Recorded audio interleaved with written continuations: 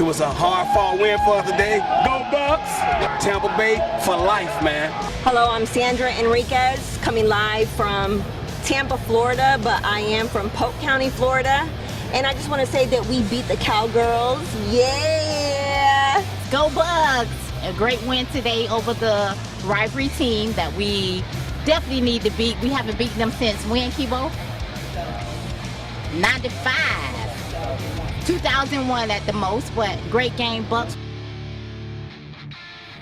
Actually, it was 03, but she's on the right track. Close. Big win yesterday. Welcome back to the Plank. John Sable alongside Tom Korn. It's that time of the show where we reveal our Ace social stream when we take a look at how people were responding to the game online. And, of course, we had a lot of different comments throughout Facebook and Twitter when we look back at this game yesterday.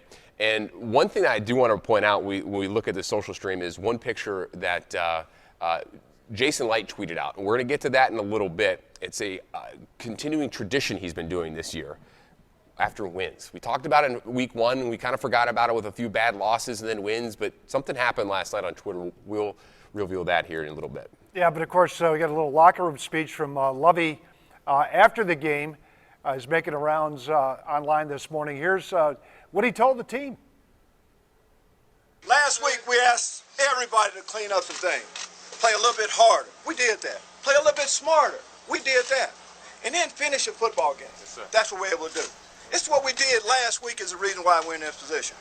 Second half, 1-0 the second half, with an opportunity, man, though, to get a streak going. We're a good football team. Don't you like this feeling we have right now? We're going to do it again next week. Catch your teammate. Bucs on three. 1, 2, 3. Bucs. And the Bucs are going streaking, and Jason Light is going swimming. Well, Bucs not streaking just yet, but Bucs general manager Jason Light tweeted this picture after the win, celebrating in his usual way. And he added in this picture, there is room for you, Lovey, after the next win. He added there with that. This is kids after the game. It's called his suit swims. He dives in the pool or jumps in the pool with his kids wearing his full suit. And, you know, when you look at pictures like this, you got to think, well, his dry cleaners must love that. Hey, listen, he can afford it. Yeah. Now, the Bucs win on Sunday, the first against Dallas at home since 2003. Also, the last time the Buccaneers beat the Cowboys. Just take a look at the history here. The Bucs snapped a 5-game losing streak. Just look at these last 5 wins. Tom, you watched all these.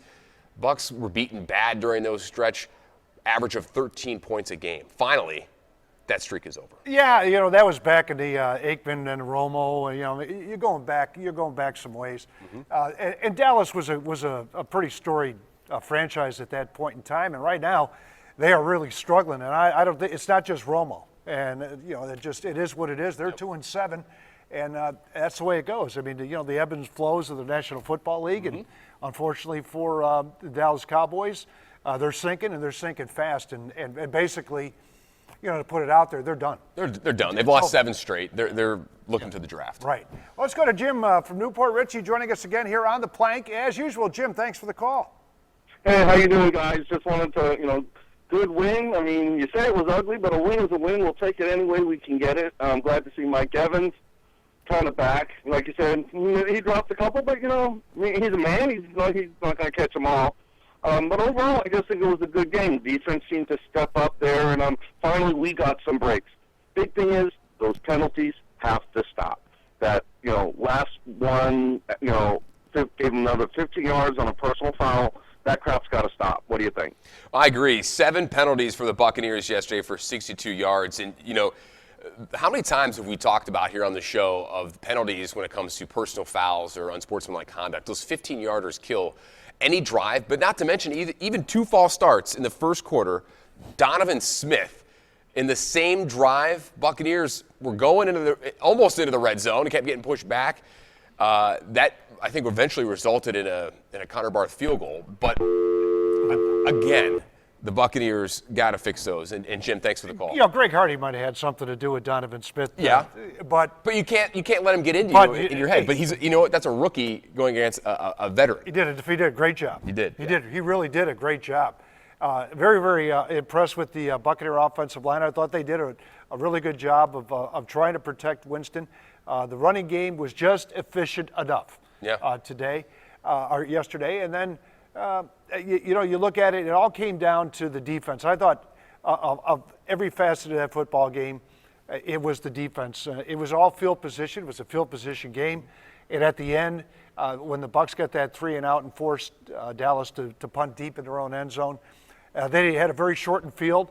The pressure wasn't really that much on them because they had an opportunity. They knew they could likely tie the game with a field goal, and that touchdown would put them ahead. And fortunately enough, they got a second opportunity to score that TD, and they did. You know, it's crazy to think how this season has gone, and now all of a sudden with a bad NFC, the Bucs are on the outside, 2 games out of the last wild card spot. Still a lot of games left. We're at 4-5. At this point in the last, 2 seasons, they were 1-8. They've already doubled their win total from the 2014 season. I'm not getting too ahead of ourselves, but that talk could be just enough motivation to get this team really going and maybe get over that hump and win 2 straight and continue to build on that. I think if they beat Philadelphia, then I'd start looking at that.